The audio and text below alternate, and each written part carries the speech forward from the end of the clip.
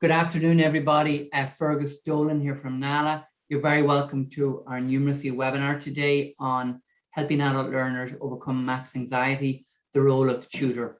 We're delighted to have Dr. Maria Ryan from Mary Immaculate College at St. Patrick's campus in Thurles facilitating today. So I hope you enjoy it and hand over to you, Maria. All the best. Thanks very much, Fergus, and good afternoon, everybody, and thank you for coming along and joining my presentation. As Fergus said, I work at Mary Immaculate College in Thurles, and we're a school of post-primary education, and I've been teaching service maths in higher education for over 20 years now, and in all that time teaching maths to students of science or computing or technology or business, many students have shared their experiences of mathematics with me, and they're usually negative ones.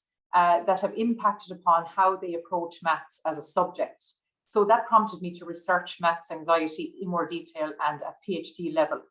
And I've been listening to these and similar stories about mathematics experiences from my students for many, many years now. And I think everybody has a story to tell about mathematics. And many of those stories go back to a person's school experiences and indeed the teacher often enough. So my emphasis for this presentation is to explore maths anxiety among adult learners, and particularly how the tutor can help the maths anxious learner. So I'll address this by looking at some theory to set the context and backdrop, and then I'll introduce you to some tools that are useful for the tutor. So the layout of my presentation is as follows. There's 4 different sections. So starting off with what is maths anxiety? So I look at a definition and synonyms for maths anxiety. Then I'll move on to looking at how adults approach learning. Next, I'll introduce you to some tools to help you identify if an adult learner has maths anxiety. And then I'll wrap up my presentation with some suggestions and advice for the tutor to help the maths anxious adult learner. So my first question is, what is maths anxiety? Well, the definition I go to time and time again is one of the oldest. It's nearly 50 years old at this stage, and it's by Richardson and Sween. And they say maths anxiety are feelings of tension and anxiety that interfere with the manipulation of numbers and the solving of mathematical problems in a wide variety of ordinary life and academic situations. So this definition, I really like it because it shows that maths anxiety can exist both in an academic environment as well as in everyday life. And that is what maths anxiety is to a lot of people. It encapsulates a lot of what the maths anxious person would experience. And then building on that definition, maths anxiety can also be described as a continuum, ranging from low levels of maths anxiety to high levels of maths anxiety. And low levels of maths anxiety can be characterized by words like a dislike of maths or a discomfort around maths. Now, these are relatively mild or moderate words describing one's feelings about maths, whereas at the opposite end, you're dealing with stronger words like panic and avoidance of maths. So it's clearly, these are more severe and have a more severe impact on the individual, often even having physiological effects on the body, as well as impacting on memory and the ability to recall maths. So maths anxiety is hugely detrimental to the learner trying to do maths. And the most severe case is where the maths anxiety is very high and the learner will resort to avoidance of maths altogether. And I've met people who've shared their stories with me having experienced high maths anxiety, as I call it, and it's meant they've had to cut themselves off from certain career paths and educational opportunities, all because of their anxiety towards maths. Even things like not going into shops because they can't work out their bill or discounts, for example. So words such as panic and avoidance there are 2 of the strongest words we can use. And we'll see some variations on these words in the next slide. So some other words associated with maths anxiety include nervousness, dread, panic, mental disorganization, so where the mind just is chaotic in the sense of being around maths, helplessness and paralysis, so that feeling of being stuck on the spot, not being able to move and not being able to do anything, not even being able to write the maths that's required, and avoidance as well at an extreme level. Some other variations in terminology around maths anxiety include mathophobia, And this is described as an irrational form or an irrational dread of maths anxiety. Also math panic, which is an extreme form of maths anxiety. Also math abuse, which is any negative experience related to the individual doing mathematics and where the learner has been subjected to verbal or indeed physical abuse. And more recently, the extreme impact of a distressing maths experience on a learner has been identified as maths trauma, where the event experienced by the individual is considered harmful or threatening and has lasting adverse effects on the individual, how they function around maths and their well-being in the presence of maths. And I think you'll agree that using such strong emotive words like phobia, panic, abuse, and trauma with mathematics is unique to this subject. And it shows the impact the subject can have on the individual who in some cases feel powerless to escape these circumstances. I've met adults who would have gone to school in maybe the 1970s or 80s, and they would have experienced what I call math abuse and math trauma. They might have been subjected to corporal punishment, for example. And thankfully, those days are well behind us. But the impact of what those adults experienced still remains with them in terms of their engagement with maths and the life paths that they have chosen. So that brings me to my first bit of interactivity. And what I'm going to do is I'm going to hand it over to yourself, and I'm going to use a technology called Mentimeter. So I want to get your opinion, and this is a tool that allows you to contribute to an online forum, and then collectively we'll see all your results on the slide in a moment. So I'm just going to flip across to that slide.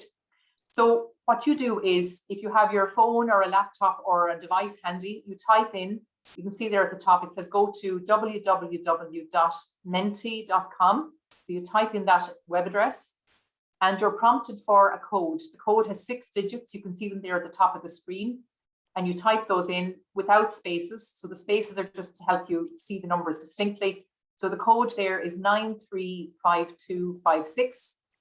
And when you enter the code, you're prompted with that question you see on the screen. So what do you think causes maths anxiety? And you can enter up to 3 words or phrases there. So I'll give you a moment to do that. And if you have any difficulty, if you want to unmute your mic, just to let me go through that again and to ask me to do that, please do so.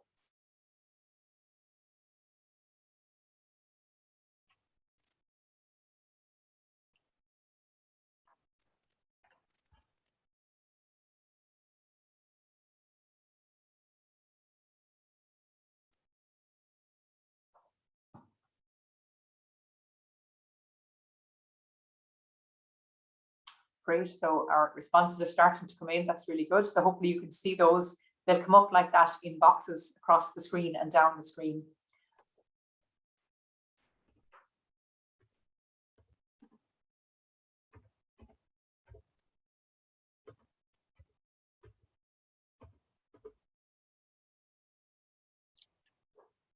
Nine three five two five six. Yep, 935256. That's the code. Yeah.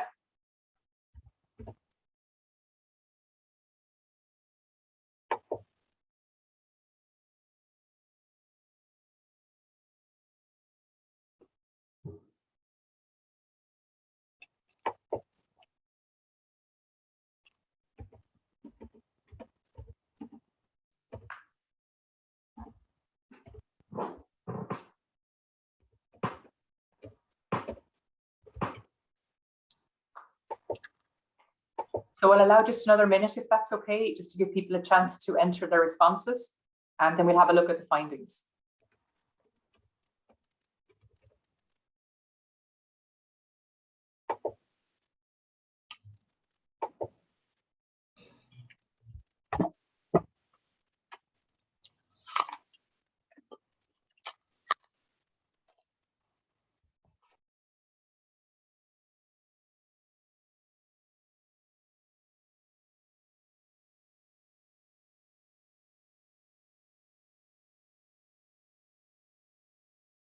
There's some really interesting comments coming in that give us great prompts for discussion and will feed in nicely into the next section of the presentation. So thank you very much for your contributions. They're really great.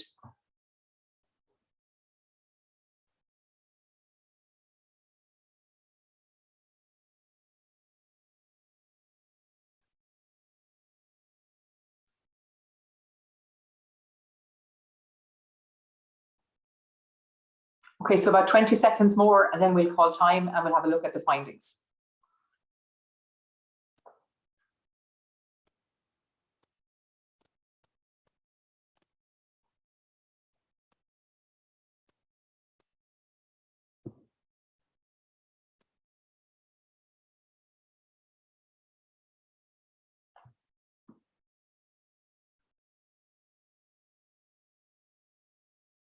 Okay, thank you very much for your contributions. You can keep them coming in as well. That will remain open for the remaining few minutes anyway. And what I'll do is I will make these comments available to Fergus afterwards so that they can all be distributed to you as well as a PDF document. I think a couple of words that I'm seeing resonating throughout your responses are school and teacher. And that's a really interesting, I suppose, contribution in terms of the significance of that, because that's where we learn maths. We learn maths in a school environment, typically from a teacher. And the experience in the school itself, I see there in front of me humiliation in school, bad memories in school, you know, impatient teachers, other person's judgment of you. You know, so the teacher has a significant role to play as being the person who conveys the information to you on the one hand, but they also evaluate you. So they are the ones in a position to comment on your ability and what you've done, and particularly with regard to maths anxiety, what you might have got wrong. So I think that that's really coming through in what you're contributing there. Low maths performance as well, so how that can impact your own self-esteem in regards to your ability with maths. If you have a maths learning disability, so if, for example, dyscalculia is something that comes to mind there, that can be a challenge as well in the maths classroom and can lead to maths anxiety. Bad memories of school there as well, your personal history, so your own experiences through life can have a bearing on how you engage with maths and can lead to anxiety, as we'll see shortly. So thank you again for your contribution, and as I said, we distribute those, and what you've contributed there are very real and common causes of maths anxiety.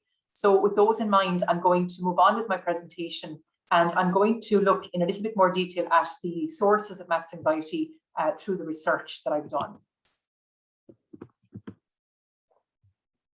Maths anxiety, it's fair to say it's a very complex construct, and you'll see how a mix of factors can actually contribute to the learner's maths anxiety. So I'm presenting a model here which incorporates all the different factors under 3 headings. And these are the learner's previous experiences of maths, their disposition, so how they are, their own inclinations towards the subject, and the context for mathematics as well. And the combination of these 3 results in a maths anxiety reaction. So what happens in their past, so their previous experiences, impacts upon their disposition, and that disposition combined with the context for maths will result in a sort of a stressful situation giving rise to maths anxiety. So I'm going to tease out each of these 3 bubbles in turn in the next slide. So the first is the learner's previous experiences, and these include the the influence of the parent and also the school and the teacher context.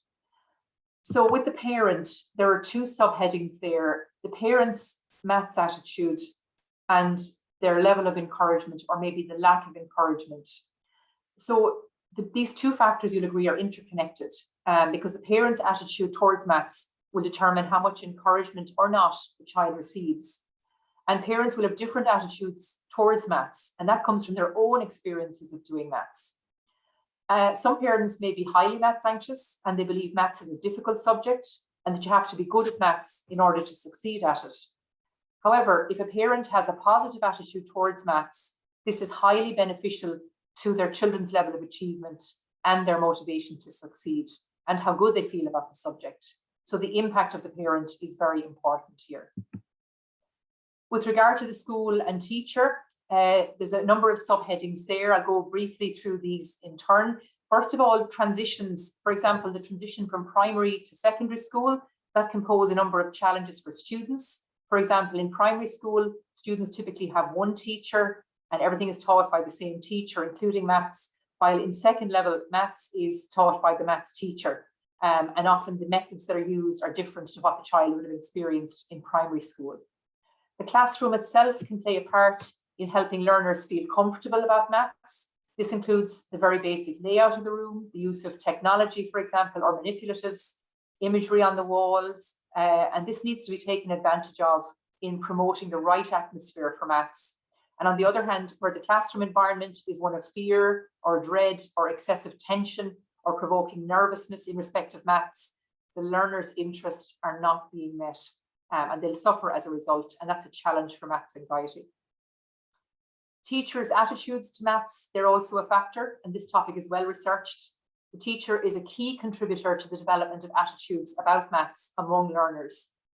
So if the teacher's attitude is good, that will impact positively on the learner, and the reverse is also the case.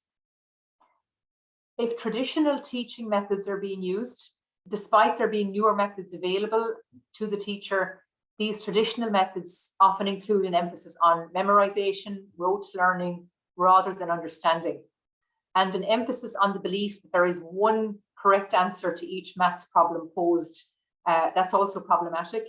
And also if there's an emphasis on timed conditions, so speed being required to get the question done, that's also problematic.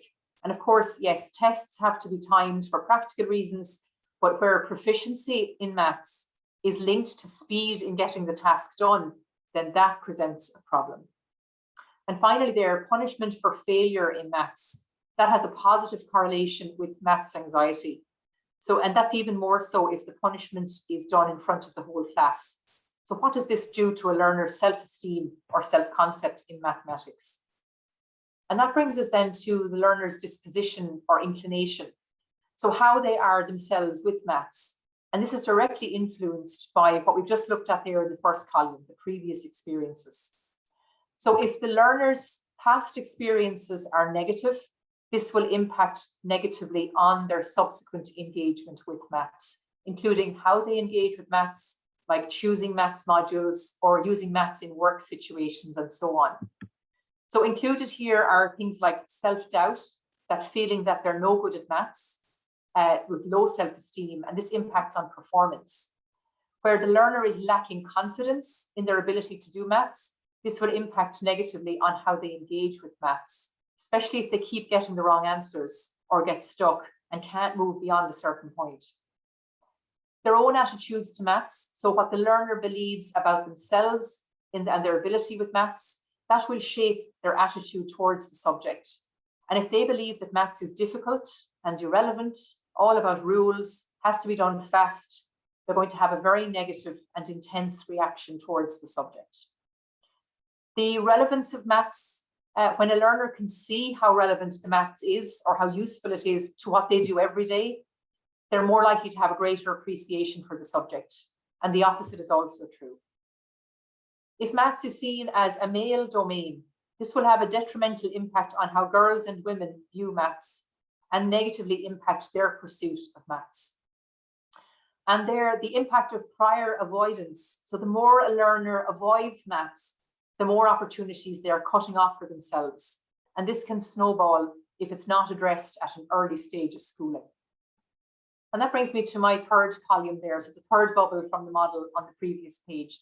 And this is the context for maths.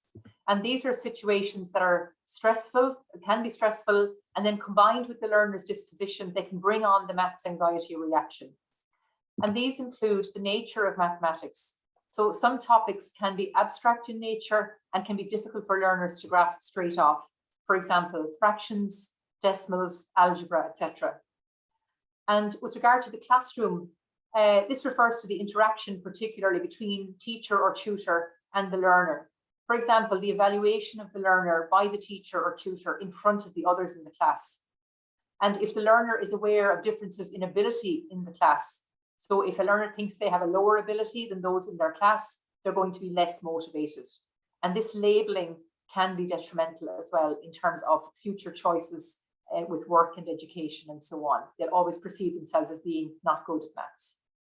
With regard to the teaching methods, if a teacher has a preferred, beg your pardon, I missed out there on the scheduling of maths classes as well, that can also have a bearing in terms of how far apart actual maths classes might be.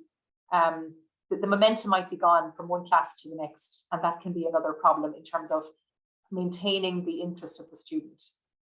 Teaching methods, so if a teacher has a preferred teaching method that they use without considering alternative methods, they might end up excluding certain learners and make it more difficult for them to grasp concepts and so on. The test situation, I think it's fair to say any test can bring on anxiety. If you think of your driving test, for example, that's a classic example. And test anxiety is an area of study all for itself. But even thinking about doing a maths test can bring on maths anxiety. And varying levels of anxiety can affect learners differently. So a little anxiety might be no harm to get the adrenaline flowing and get a person through a test. But when that anxiety is very high around maths, then it's problematic. And finally, there I've mentioned homework. So when doing the maths homework in the home environment, that can pose a challenge for the learner, particularly if they get stuck on a homework question. How can they progress, especially if there's nobody there to help them? So are there additional resources for them to use in the event that they do get stuck? And that's something I'll come back to towards the end of the presentation. So as you can see, there are many factors that lead to the learner being anxious about maths. And if I were to compile a summary of these factors, the following would be on my list. And most of these relate back to what you already submitted through the Menti activity there a few moments ago. So things like certain topics, fractions, decimals, times tables, long division, algebra, formulas, and so on. An emphasis on one answer, the right answer, and where nothing else is considered. And again, that's a big challenge. For speed equates to proficiency. So the faster you can do it, the better you are. Being asked to solve a problem in front of your peers, and again, the impact there on self-esteem. The teacher's preferred method of teaching, and again, we've talked about that. Where the topic is perceived as irrelevant, and where being good at maths equates to intelligence and value with regards to doing maths. Where maths is considered a gatekeeper subject. So you need to get on in maths in order to move forward in certain career paths or educational courses and so on. So I've touched on quite a few there, and they all tie in with, in addition to what you contributed earlier and to the previous few slides as well. So all of the above are largely as well from the perspective of the impact of maths anxiety on the learner. So if we consider the adult learner, then there are particular considerations in terms of how they approach learning. And that brings me to my second of my 4 points. And it's worth mentioning these here. So it's a little bit of theory again, but it's all about understanding how adults approach learning in the way they do. Malcolm Knowles is accredited with popularizing the concept of andragogy, or the education of adults, as distinct from pedagogy, or the education of children. And he and his colleagues put forward 6 principles of adult learning that are summarized here. The first there is learners need to know. So they need to know what will be learned and why it will be valuable. And second is self-directed learning. So this is the ideal situation where the student will learn everything by themselves, but generally they start off very dependent and they require a lot of guidance and structuring and scaffolding in this regard. So the role of the adult educator or tutor is very central here to getting them established with their learning. Number 3 is the prior experience of the learner. And this is what makes adult learners diverse. They all come to your class with different experiences, and this provides a very rich resource for the learning environment, but it can also lead to biases that inhibit new learning as well. Number 4 is the readiness to learn. Adults generally become ready to learn when their life situation creates a need for new knowledge, but they will also need direction and support to get started with that. Number 5 is their orientation to learning and problem solving. So adults have a preference for a problem solving approach, and particularly when the information is presented as relevant and in real life contexts. That makes more sense to them. And finally, their motivation to learn. And this links back to the first principle there, their need to know, because the need to know affects their motivation to learn. So they're satisfying an internal need or a driver to motivate them. So of significance here are the learner's prior experiences, interests, and motivations. And in addition to that is the consideration of what we call the fixed versus growth mindset, particularly in mathematics. Many adults believe that their intelligence is fixed, that a person either can or cannot do maths. And students with fixed mindsets will give up easily, whereas students with a growth mindset, they keep working and they show persistence and resilience. So with the right instruction and support, anyone can get out of a fixed mindset. And research has shown that a growth mindset is linked to higher achievement and motivation, again, reflecting the theory above by Knowles and colleagues. And this is an important consideration for those of us teaching and supporting adults learning mathematics. So again, all of the above is from the perspective of the impact on the adult learner. So how can the teacher or the tutor tell if the student has maths anxiety? And that brings me to the next section of the presentation, where I'm going to present 4 tools that the tutor can use for this purpose. So the first in the list there is anecdotally. So this is through the anecdotes or the chat, the everyday chat you'll hear in your maths class, or even encouraging these kinds of conversations. You can also use other tools like those listed there, such as the maths anxiety timeline, the maths anxiety questionnaire, and the maths life story. So I'm going to look at each of these in turn now. So anecdotally, what does the learner say about their own engagement with mathematics? Is that something that they tell you personally? Or do you overhear the conversation among the students in your class? And as well as that, is there space or scope in your class for these conversations to take place? Can you give time in your class for these conversations? Because often they help give you a backdrop to where these students are coming from without having to probe any further, as with the following methods I'm going to introduce. So it's a very simplistic way of understanding and hearing the stories of students and their experiences with mathematics. The second tool is the timeline. This is just a sample, and the purpose of the timeline is to get the learner to indicate negative and positive experiences, as well as turning points in their relationship with maths throughout their life. They can include whatever way they want to document it at all. So here we see experiences from primary school, mentioning secondary school, like the junior cycle itself, the junior cert exam, the senior cycle, the leaving cert exam, work context. You can add to that, you can subtract from that, whatever it's suitable to the student themselves. And this is very useful as a graphical image for both tutor and student to sit down and talk about and tease out those experiences as a talking point for both tutor and learner.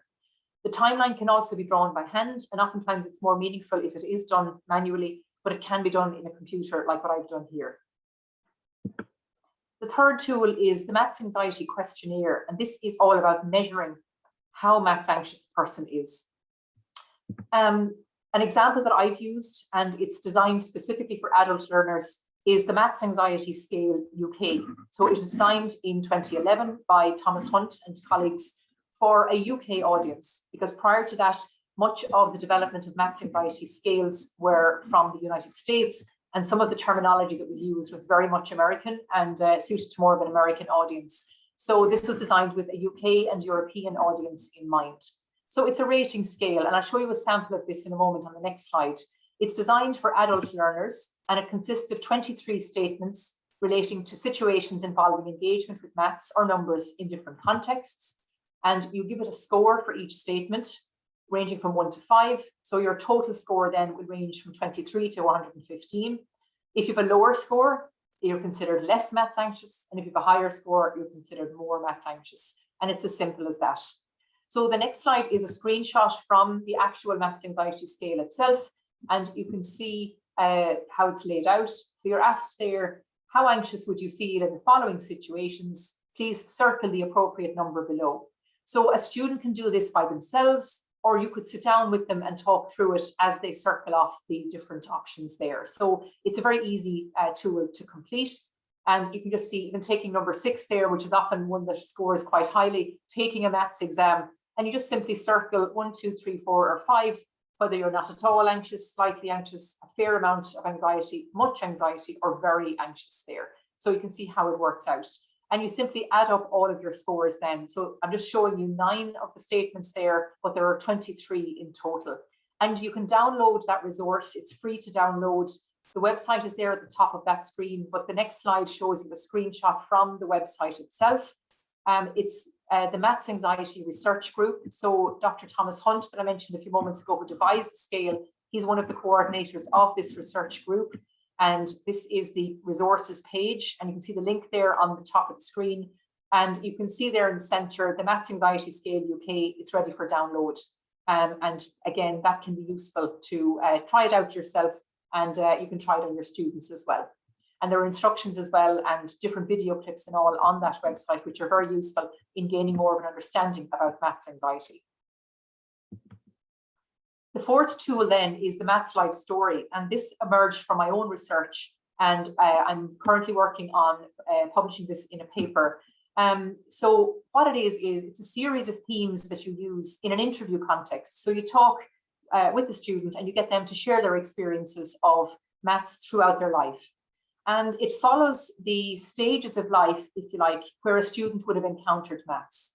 So it might start off with, for example, the primary school experience, then secondary school, since leaving school, returning to education, learning maths now, what that means, significant people in the life of the learner, their strategy with maths, their future and how maths will feature in their future, and giving maths anxiety or how they feel about maths a personal theme. So these are the themes that I've used myself in interviewing students, where I got them to talk about their experiences. And you could start off the conversation very simply with, how does maths make you feel? And that can be a real opening point for the student. They can talk and talk about that.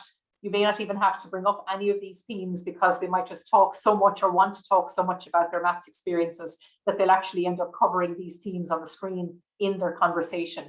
But you have these themes here as a prompt, and it can prompt you to ask the students all the different ways in which they've engaged with maths throughout their schooling. Also, what has prompted them to return to education? Has maths been a factor in that? And how do they feel about learning maths now?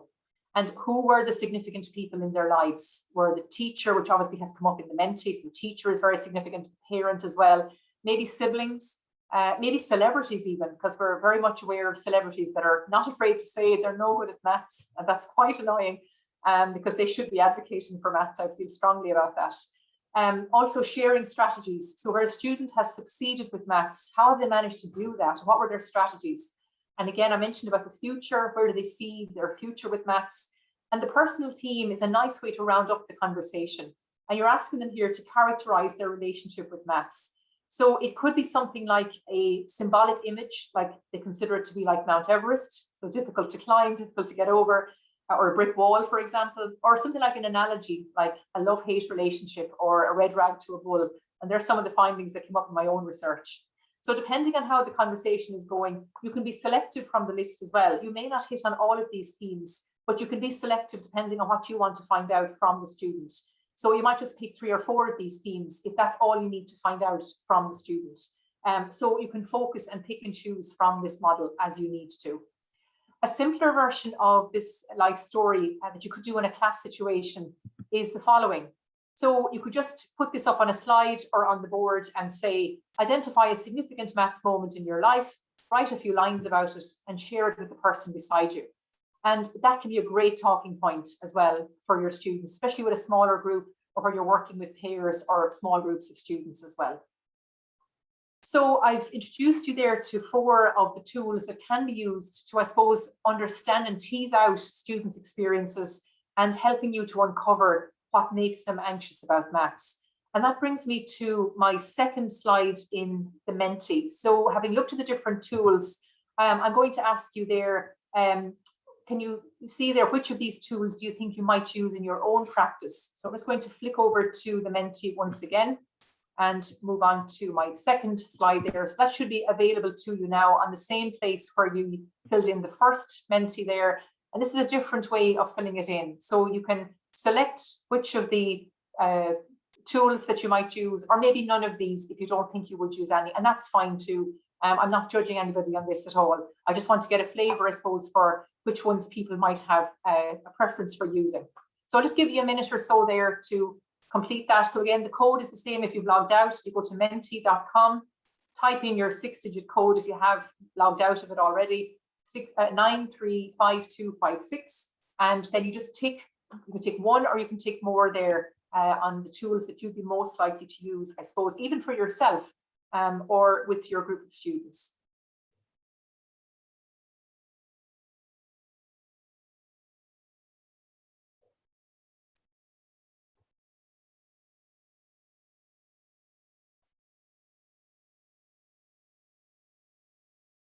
So just give that another 30 seconds there, and then we'll have a look at the findings.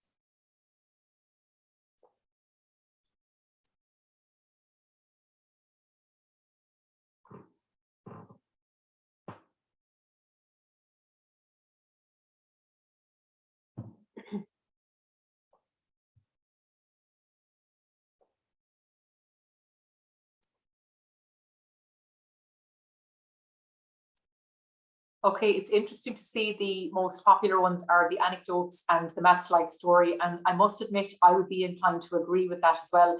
I think there's great merit in getting students to talk about their experiences. Yes, the timeline has a purpose, and the maths anxiety scale is a useful tool as well in its own right. But I think there's huge merit in allowing the student that space to talk about their experiences, whether just in conversation in class, like the anecdotes and what they might say to you off the cuff, for example, but even the more formal setting of the interview, the one-to-one, or even, you know, more than one, and getting them to talk about those experiences. There's great merit in that as well. So thank you again for your contribution on that. And again, I'll make these available afterwards in a PDF document that I'll forward to Fergus. So having looked at the sources of maths anxiety and the situations that cause the most anxiety for the adult learner, as well as the tools on the previous slides, the following slide, or this slide, lists how a highly maths anxious learner might present themselves in the educational setting. So this is it's an important list, I think, because it's a way of helping you identify as well what might you experience with a student if they are highly maths anxious. So they are likely to have trouble grasping concepts, and oftentimes they might shut down instead of trying to grasp the concept. They might completely have a blank there. They're likely to resort to rote learning and following procedures. And again, there's a belief that if they learn it off by heart, that will, you know, sort them out on the day in a test. And we know that doesn't happen. And they just focus on getting the answer. They have to get an answer. And I saw that in my own research as well, where there's such a focus on getting that answer rather than, you know, the method that's getting you to get an answer. They're less likely to seek support. They don't want to look stupid, and they don't want to ask stupid questions. So they're not going to put themselves in a position where they're going to be judged again or evaluated as being looking silly. But we know that's not the case at all. So they need the support. They have a poor self-concept in maths. They believe they're no good at maths.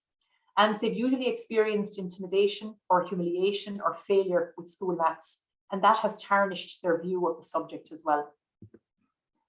They've had little or no support from parents or teachers, and they tend to avoid everyday situations involving calculations or numbers. That brings in the avoidance element as well, which was, if you remember back to my continuum, it's over on the right-hand side of the scale, that really highly anxious and keeping away from any situation that involves mathematics. And they may have a learning difficulty or a specific maths learning difficulty, such as dyscalculia, for example, and that can inhibit their approach to learning mathematics effectively. So the tutor needs to be very aware, I suppose, of what can constitute the emergence of a learner with high maths anxiety, how that might materialize. So that brings me to my final question and the look at the role of the tutor and the maths anxious learner. So up to now, we've looked at the definition, the sources of maths anxiety, and how to know if the learner has maths anxiety and how it impacts them. And it's fair to say that all of these insights highlight how debilitating maths anxiety can be for the adult learner and the implications it can have on their career opportunities. So what can the tutor do then to make it easier for the adult learner of maths to be more comfortable engaging with maths? And you might be surprised with my first suggestion. The first thing should be that the tutor focuses on themselves. So the tutor must reflect on their own engagement with maths. So how maths anxious are you as a maths tutor? And what's your own maths story? So that's an important part. is to go back over your own life story. So do the maths anxiety scale, get a score, find out how highly maths anxious you are, and then think about those significant moments in your own life where you had maybe negative experiences with maths, or even good experiences with maths, or where there were turning points in your math story.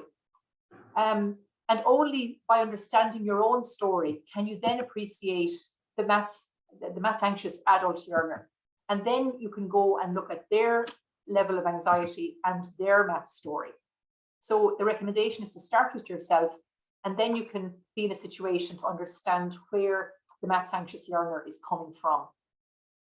And this reflective element, looking at yourself first, needs to be part of what any maths teacher or tutor does in their own situation. Some other considerations there include being aware of the learner's attendance. If they're avoiding your classes or not engaging with your activities, that could be caused by maths anxiety. So they will need help as well, especially if their experience with maths and numbers has been negative, including a traumatizing situation or intimidation. The need for support there as well for the learners themselves, but also for yourself as a tutor. Even in your department or wherever your work environment is, you need to be supported as well as the learner. And beyond the school environment as well, I'm sure there are networks available that there is support for tutors, and I'm sure NALA is significant in that regard as well. There's also safety in numbers. So small group work can help the anxious learner work with a less anxious friend, for example. So pairing up individuals deliberately for that reason might help ease the anxiety as well in a group scenario or a small group situation.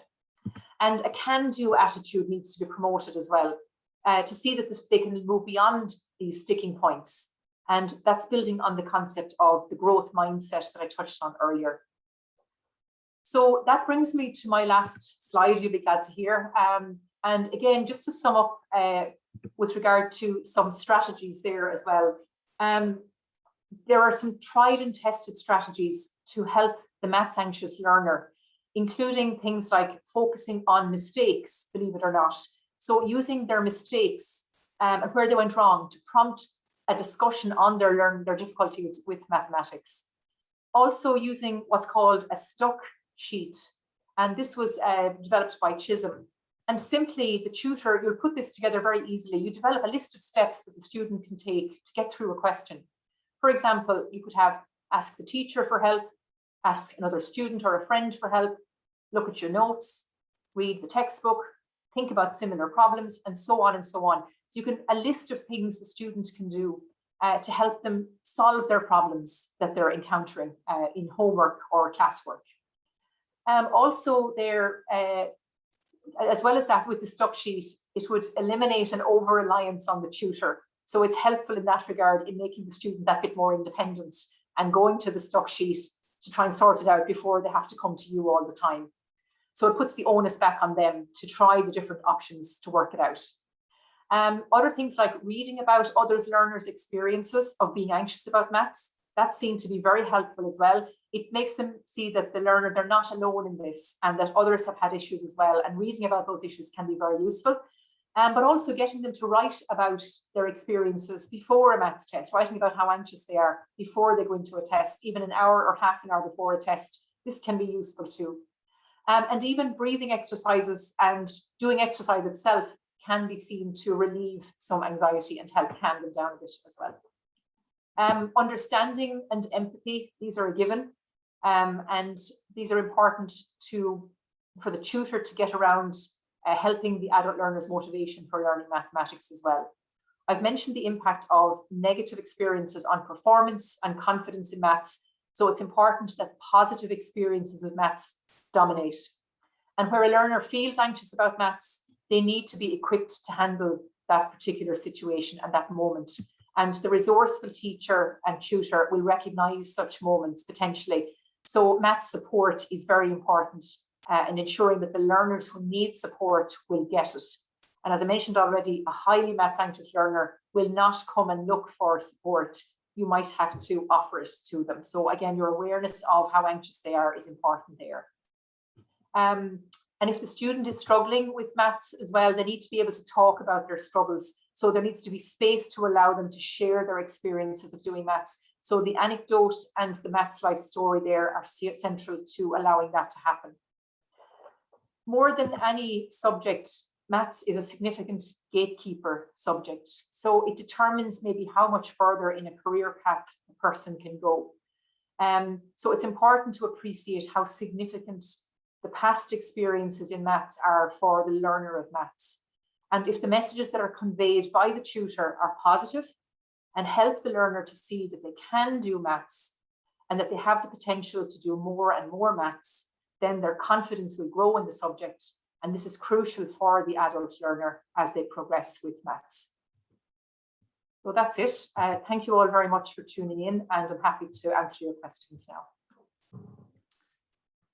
Thanks very much, Maria. That was really comprehensive and very interesting. I hope everyone enjoyed it. As Maria said, she'd be happy to take your questions now. So you can just unmute yourself and ask Maria a question or give a comment or a suggestion, or if you prefer, you can write it in the chat box. And while you're thinking about that, I will send on Maria's presentation to everybody after. Hi, Mark. I see you're unmuted. Did you want to say hello? Yeah, I am. Yeah. Well, this is. I'm very excited because finally I can actually see what Maria looks like, which is great. Nice to meet you, Mark, in person. No, all of what you said there, I can relate to that. You know, from the teachers and the lack of support, and especially primary school, and then education in secondary school, where there was very little support, and they had a rule in our school, which was we were there to learn and not ask questions. So that stuck with me for many years afterwards, that when I was in maths class in fourth year, I was more or less told to shut up. You know, it was like, you're here to learn. And I'd use the word isolated or excluded in maths class from fourth year. And I got to fifth year and I didn't want to do it anymore. And I got the exemption in maths. And in fifth year, I just walked out and said, goodbye, good luck. And then any other things, like if I was doing, like we had to do business I just sat out. Anything with maths, no. I just sat out in our study hall and that was it. But when I got into third level, there was, again, no support there. So I ended up doing accountancy, which I didn't get at all. But I did get business administration and management. I did pass that one. I got the diploma in that. But I do wonder now, after all of those years after school, kind of, was I wasting my time doing it? You know? If I now go back and look at it and say, well, I had dyscalculia for all those years. And no. So now I'm back in adult education, as you know, and it was very important that I write to you when you did that thing for Literacy Matters, and then that's where it all flowed from. So thank you. And then, of course, the other thing, which was about educational anxiety, which is no one seems to talk about that. No. Yeah. Thank you for sharing that, Mark. I suppose I'm aware of your story, and thank you for sharing so much with me already. Yeah. You're not alone in this. There's many other people in a similar situation like yourself who have gone undiagnosed with dyscalculia in a school setting, and they're feeling what you felt already. And yeah, I was actually. Can I just say, I was actually assessed and diagnosed in America. Mm-hmm. So I went through the entire education system, where they didn't understand it. Let's just put it like that. None of the teachers did. And so it was very stressful and traumatic.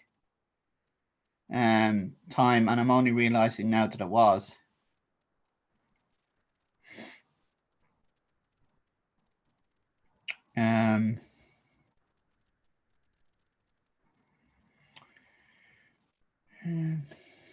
And how are you now, Mark, with engaging with numbers? So do you still have that dread or fear, or is it better now? Well, actually, once I opened up, once I was honest. Now, I don't think in adult education, when I went back to it, I don't think they knew what dyscalculia was. They did a maths class, which was maths in everyday life, which is very important. And I did that, and I passed that, and then I did level 3, and I got that, and then I got up to pre-algebra. But we had to do that online. During I think it was up till the summer of this year. And so that was interesting how, you know, started off with the maths class, or gone back to maths class with centre, and then COVID kicked in, so everything was shut down. And then doing it online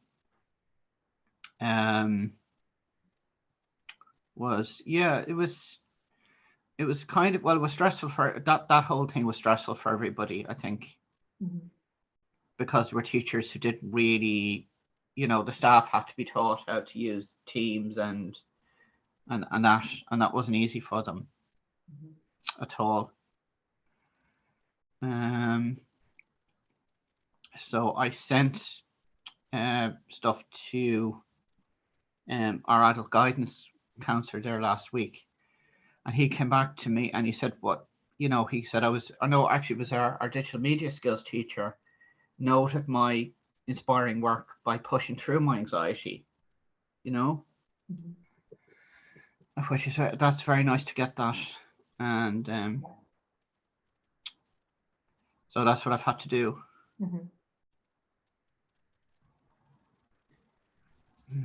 Thanks, Mark, for sharing some of what you've gone through, and thanks also for being such an ambassador for Thank you. Students with maths anxiety. We appreciate that. Yeah. Just before we round it up now, if anyone else has another question or a comment or anything for Maria, if you could unmute and ask. Maria, I just see in the chat box a lot of people are saying thanks so much, and someone else, Mark, somebody saying thanks so much for sharing your experiences too. So I'm just actually putting in the dyscalculia blog link into the thing. Thanks, Mark, in the chat box. Yeah, that's come up there. So if anyone wants to have a look at that, Mark's got written that. So it looks like we've come to the end here. It just leaves me to thank Maria for a really inspiring and insightful presentation and webinar. I think it's opened our eyes to a lot of factors. Thanks, Maria. Thanks for all the preparation you put into it. And thanks to everybody for tuning in and contributing. Thanks especially to Mark. I've just seen one or two comments coming in. Laura says, it would be amazing if you would share this during your own talk session, should you want in the future. Your stories and experience is honesty. It's invaluable. Yeah. So thanks, Laura, for that. So that's just for you, Mark. People thanking you for sharing what your experience. So I'm going to leave it there. So as I said, I'll forward on Maria's presentation, and just thanks again to Maria for wonderful presentation.